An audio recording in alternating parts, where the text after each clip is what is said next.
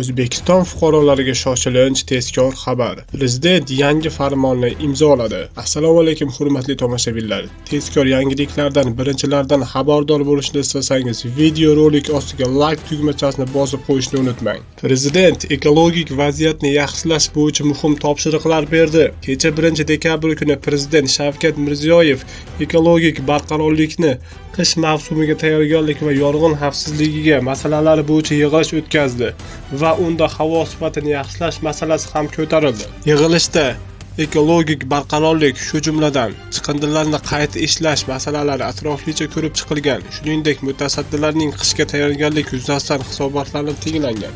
So'nggi kunlarda havoni ifloslantirayotgan manbalarni aniqlash va ularni faoliyatiga chek qo'yish bo'yicha amalga oshirilayotgan ishlar to'g'risida axborot berilgan.